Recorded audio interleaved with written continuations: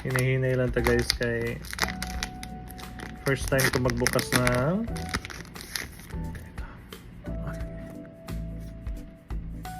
si Marco. Sino to?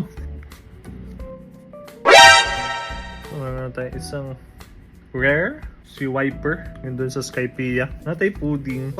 Is Wiper right now? Sino yun? Wiper lang kaya pa. Dalawa na. Hey, wow, si ano? Natin si Mihawk. Dapat si Mihawk. Or Portugas Ace. Portugas Ace. Moira. Ang buhay ko.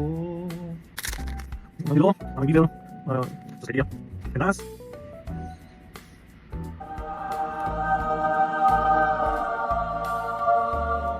Nice one. Ace and Luffy ata to? Ace and Luffy. Rare lang yan siya. Pero at least natay Ace. Yung si Black Moria natin, nasa bawi na tayo.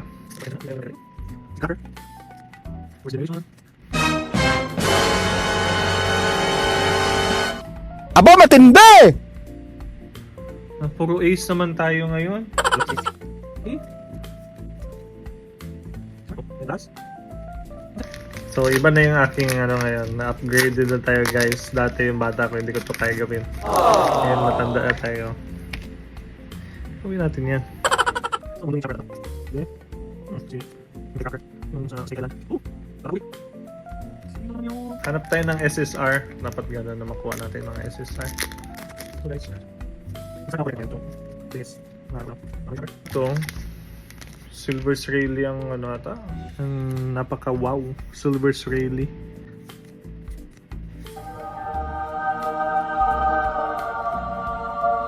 Kakasabi ko lang ng Silver Srayli ah. Damn! Guys, this one, $79. $80 siya sa market. Damn, nakuha natin agad. Check ko lang lahat ng mga value niyan. Pero lahat ata to hindi ko, wala akong bibenta. For the kit, hindi ko alam. Pero doon naman tayo kay Luffy. Dapat si Luffy na naman.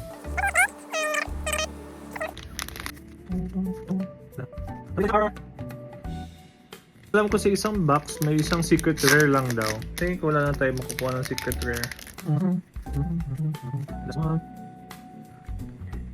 Well, hindi ko alam paano laruin to. So, collect lang muna.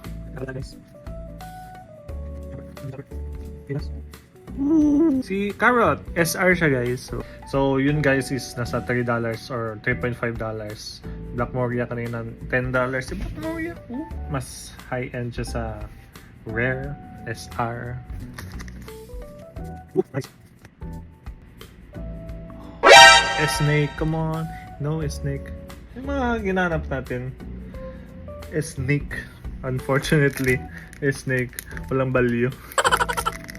Wait, tapos lang palit. Iso na, iso. Bravo, iso na palit. Ano ba ba? That's one. Rare lang.